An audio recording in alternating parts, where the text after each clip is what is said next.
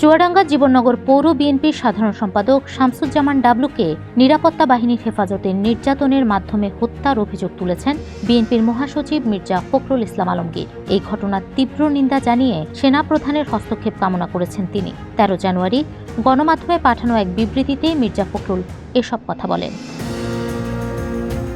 বিবৃতিতে বিএনপির মহাসচিব বলেন, গতরাতে চুয়াডাঙ্গা জীবননগর পৌর বিএনপির সাধারণ সম্পাদক শামসুজ্জামান ডাবলুকে নিরাপত্তা বাহিনীর কতিপয় সদস্য অস্ত্র উদ্ধারের নামে ধরে নিয়ে গিয়ে অমানুষিক নির্যাতন চালায়। এতে তার মৃত্যু হয়।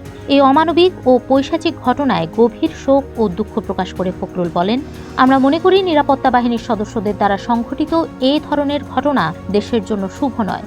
বিচার বহির্ভূতভাবে শামসুজ্জামান ডাবলুকে নির্যাতন করে হত্যা করা দেশের প্রচলিত আইনের প্রতি চরম অবমাননা।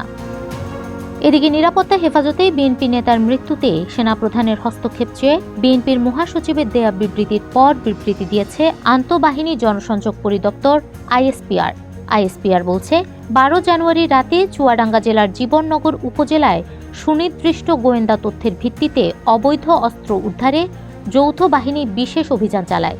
অভিযানকালে জীবননগর উপজেলার স্বাস্থ্য কমপ্লেক্স সংলগ্ন একটি ফার্মেসির দোকান থেকে অবৈধ অস্ত্র রাখার অভিযোগে শামসুজ্জামান ওরফে ডাবলুকে আটক করা হয়। সেখান থেকে একটি পিস্তল, একটি ম্যাগাজিন ও 4 রাউন্ড গুলি উদ্ধার করা হয়।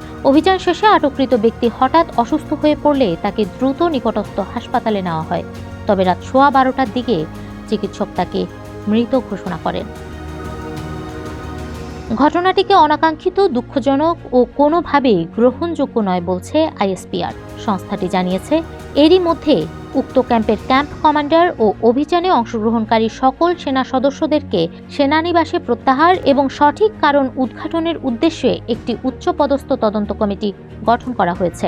তদন্তে দোষী সাব্যস্ত ব্যক্তিদের বিরুদ্ধে সেনা আইন অনুযায়ী যথাযথ আইনানুগ ব্যবস্থা গ্রহণ করা হবে।